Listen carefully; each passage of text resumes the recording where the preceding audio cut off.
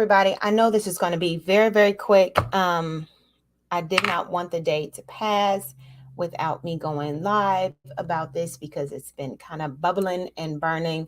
And I know many of you are probably going to get the notification after I've gone live. So I'm just going to go ahead and share this really quickly. Just going to share just to make sure that everyone can see it and that they're notified. Hey, hey, those of you that are coming on, welcome, welcome, blessings, blessings. Share this if you can, share this if you like. Just really quickly, I have a quick story to tell you. So come on in. Come on in. I didn't even hit the right button. There it is. So there's the right button. Come on in, have something really quick to share. And it's not going to take up too much of your time. I don't know about y'all, but we have just engaged, like fully engaged spring break, right? And so that's what's going on in my house. So, yes, Lord. So, this really quick story that I want to tell all of you is actually very near and dear to my heart. One of the things that I love about um, this type of story is just how raw and truthful it is about like God's plan for our lives and how it just exposes no matter what, no matter how, no matter when, the person, place, or thing. If God wants to use you, He will, right? And so this story here is just awesome. It's just great. And like I said, I'm gonna go ahead and share it regardless of who's on and regardless of who's watching, because I know that somebody's going to watch the replay and this is going to bless them, right? So this story that I absolutely love, it's near and dear to my heart. I love genealogy. I love the story of how Jesus came to be, right? The lineage and all of the begats and son ofs and all of that. And so it's really amazing that sometimes we underutilize the story of this particular person who I just think is just dynamite. If you want to talk about being hood and holy, being as we say, ratchet and righteous, all this other stuff, there's nothing like being honorable, or being said that although your actions, or this particular person's actions, were questionable, still at the end of the day it was honor. It brought honor to the name, right? So this comes from Genesis 38. And this is, once again, it's a quick story. I know some of y'all be like, oh, she reading from the Bible, but I assure you, many of you have never read this. And if you have read it, you probably read through it because you thought it was Genesis and it didn't need your attention. Okay. So Genesis 38 talks about Judah and Tamar, right? So we know that Judah is one of the 12 tribes, as well as one of the 12 children of um, let's see, Isaac, right? Um, also known as Israel. So let's say Abraham, Isaac, and Jacob, right? So Jacob had 12 sons. Okay. I just pray for me. I'm trying to get through this really quickly. So Judah is one of the 12, and he goes off in the middle of the whole story of Joseph. We have this breakdown of Judah and what happens to him. And as we know, those of you who are in church, you've been in church all your life, you've heard of the song Lion of Judah, and you've heard, about how Jesus came through the line of Judah, like Line, not lion, but line of Judah.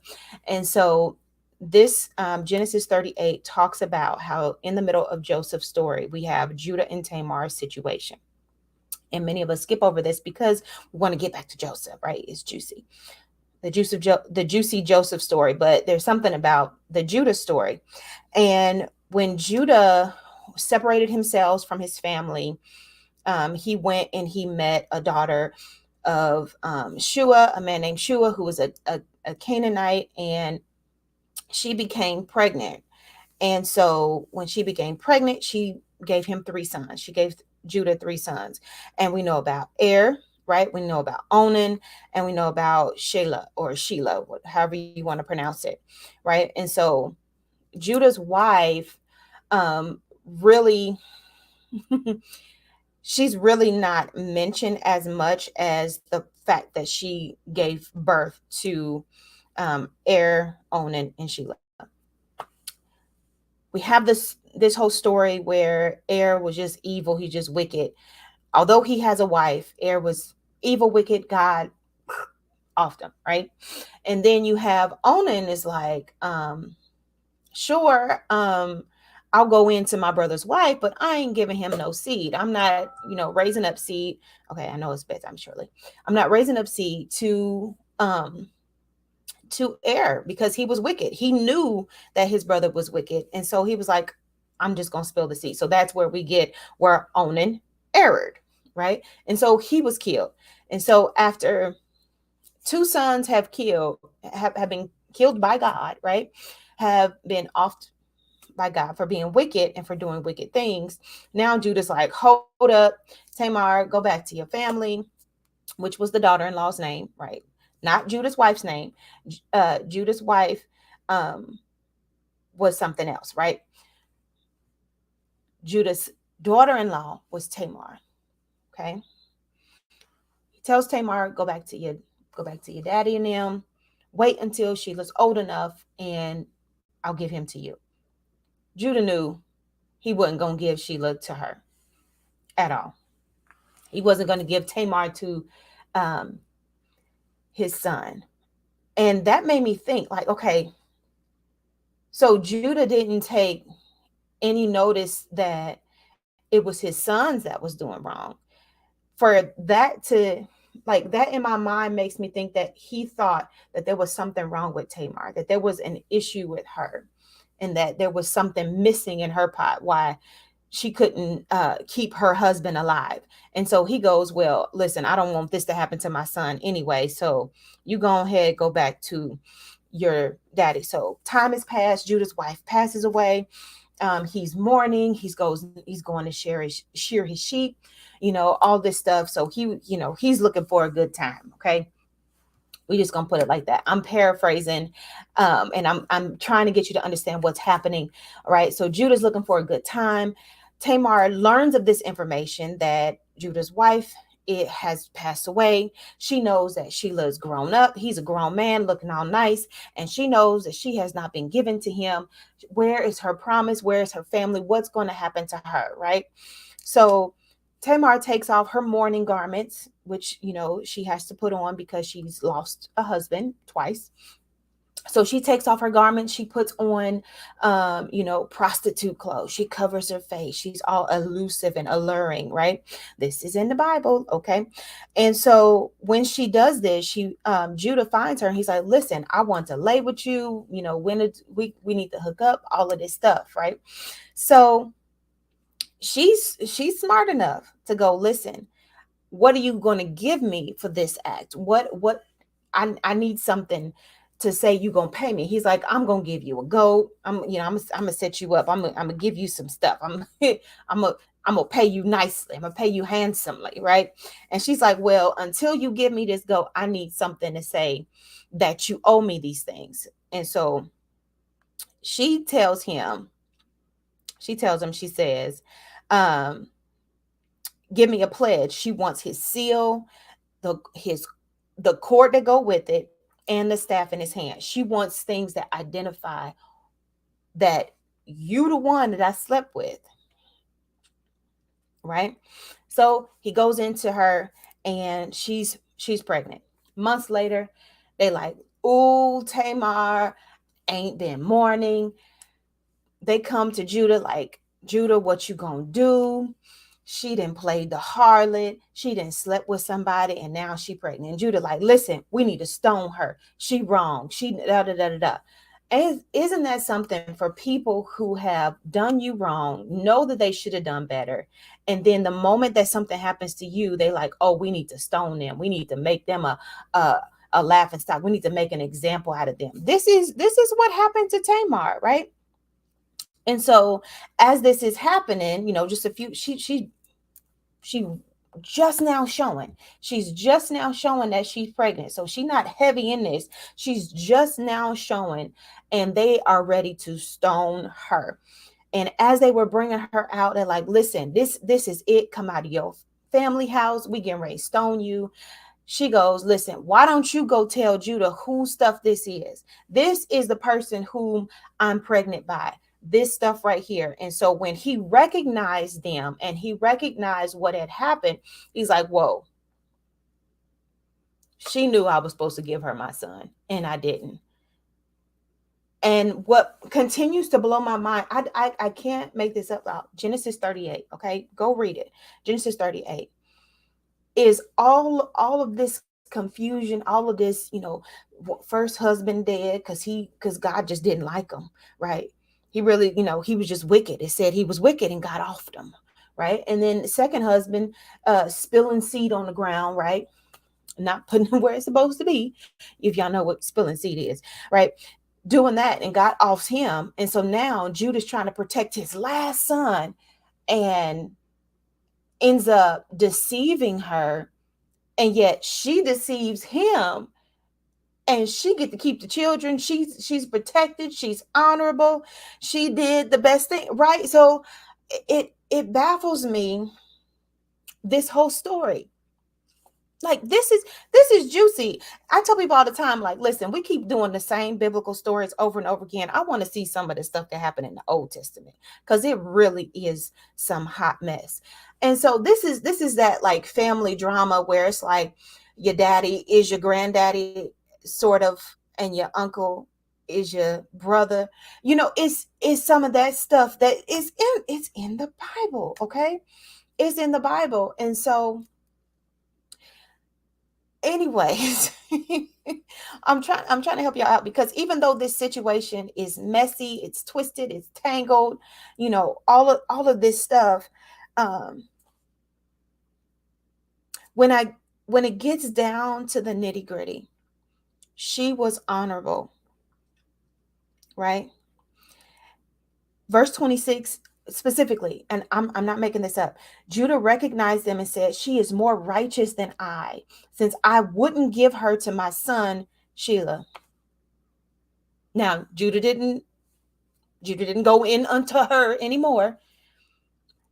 She was not called Judah's wife. However, listen, when she birthed those twins, right? Because she ended up having twins, right? So now she got two boys by her father-in-law, right? And you got the one that officially came out first, not the one that stuck his hand out. The one that officially came out first is Perez, or Perez, however you want to call it. But it literally means breakthrough, right? And that just went like in my mind, because when you think about it, Judah got married, had three sons. He's like, listen, my name is going to carry on. And then God go, nope, I ain't using that one. Off with his head, if you want to say that. Second one, nope, off with his head. Third one, Lord, I don't know what you're doing, but I can't have the same thing happen to this one. And God still didn't choose Judah's original choice of heir. This situation had to happen in order for Perez to come, right? And the second one was Zerah.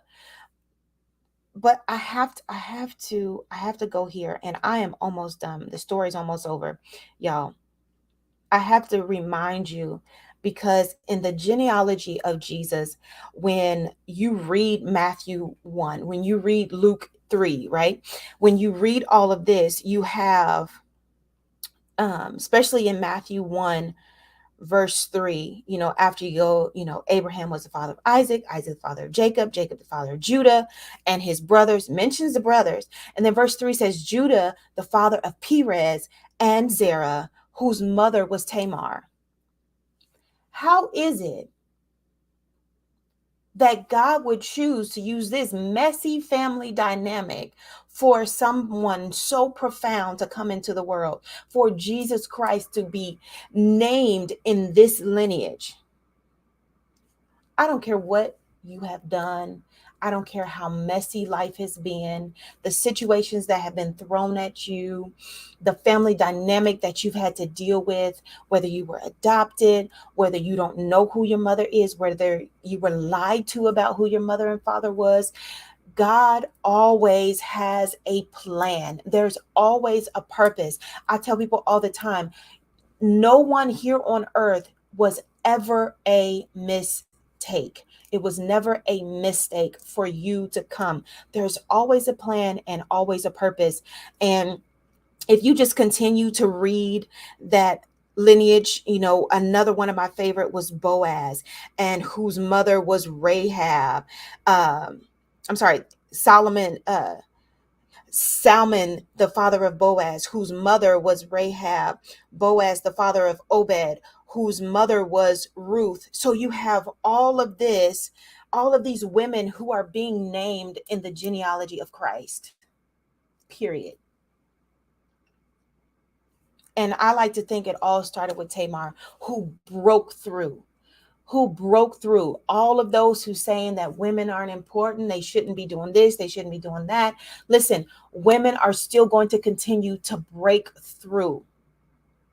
And I just heard that so clearly. We're going to continue to break through and break out of some of these molds, break out of some of these conditions that we thought was going to form our makeup, form who we are, form the way we think. We're going to break those molds, and we're going to begin to do exactly what God wants us to do.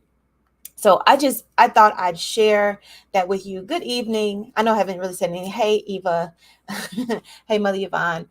Blessings, blessings. Those of you that are watching, listen, I appreciate y'all for joining me for this one, but I just wanted to remind you that it's time for you to break through.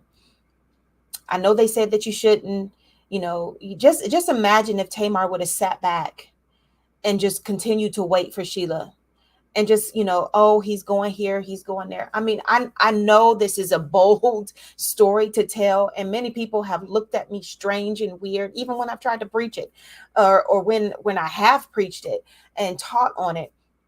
Is that there are some situations that God still wants to use you. He still wants to use you even though you've had failures. He still wants to use you even though everyone has counted you out, put you in the back corner, told you to wear all black and mourn for the rest of your life. There are still some situations, just about every situation that God said, I have use for you. I have a purpose, because the lineage didn't come through Sheila, right? We just stopped talking about Sheila altogether. After Tamar did what she did, there was no use for Sheila. At this point, it might have been a lost cause, but he's like, there's something about that Canaanite woman you married. However, I'm going to use Tamar to birth who I need. Right? So listen, I love y'all. Hey, Mama Reva.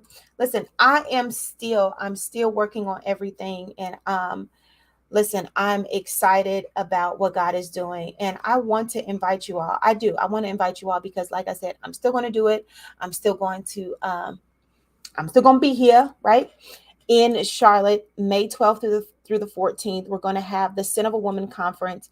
I'm working vehemently on the Sin of a Woman book, but listen, the Sin of a Woman conference, May 12th through the 14th, we're going to have it in Charlotte. You can go ahead and RSVP at angelicamontgomery.com, and you can get in line so that when I let you know what everything's going to be, where everything's going to be, any cost or anything like that, because there is going to be a brunch that we're going to have, and we're going to need a head count. We're also going to need to get everything situated. So please, please, please RSVP if you are planning to attend. If you want to send this to your family that may be in the area, go ahead and do that as well. May 12th through the 14th. That's just a few months. That's just a few weeks away, I know, but I definitely still want to extend the invite. Listen, y'all, when I say I've been working on the Sin of a Woman, I've been working so hard, trying to get things finalized, that I realized I had too many chapters in the book. So I'm going to have to make the Sin of a Woman a part 1, 2, and hopefully I can get everything done in just 1 and 2. But as of right now, it's definitely a two-part book. And so I'm going to be releasing part one during the Sin of a Woman conference. And listen, y'all, I had 46 chapters. That's why it's been taking me so long. It's so heavy. Are you serious? But but yeah, so Sin of a Woman book is going to be released also. So I want you to go ahead and just be prepared to just go through just go through everything and just have everything kind of dealt with during the Sin of a Woman conference. So please, please, please be advised and just RSVP so that I can get you on the email list so that you'll have all the information that'll be coming out shortly, right? And also, too, if you would like to sow into the ministry, if you're like, hey, I can't come to the conference, but I would definitely like to sow into the ministry, make sure that you're able to do everything you need to, because we also are traveling extensively throughout this year. I've already been gone several times so far this month, not this month yet, but this year. But there's tons of international trips that I'll be joining AC on, and other brothers and sisters in Christ. And so I'm really, really excited about that. But you feel free to sow. This is this is the year for missions. This is the year for impartation, giving, and y'all know that I do it all. Yes. Yes, Janelle, it might end up being three. Oh, and I forgot to mention the book also has a journal to go along with it. So I'm releasing the Sin of a Woman part one and the Sin of a Woman journal. So the way that the journal is formatted is more like an activity book, and so you'll be able to go along and kind of break down your whole life, things that Holy Spirit is revealing to you, and then you'll also be able to go back and kind of see where you need to adjust things. So I'm really excited about it, and we're getting closer and closer to finishing and finalizing it. And prayerfully, not prayerfully, I know that it will be done by the time the conference comes out. So once again, just want to extend the invitation. I know many of you have already signed up, and I'm be getting that information to you shortly. I'm just excited. I'm really excited. All right. So listen, I love y'all. Thank you. Thank you so much for those of you that have sown, that are partnering with the ministry. And I will talk to you all soon. So I love you, love you, love you. And I appreciate everything about who you are. And don't forget that this is your time to break through all those stigmas, all those things that were said about you, no matter what the whole situation was, whether it's a family dynamic, whether something happened to you, whether you were stunted in your growth by trauma, whatever it was, break through, right?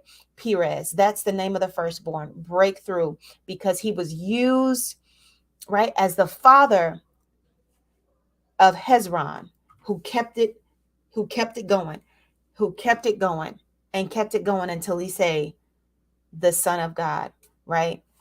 So I love y'all. Thank y'all so much. Hey, hey, hey, how are you? Blessings, right? So I love y'all. Y'all have a wonderful, wonderful evening. Be blessed. See you next time.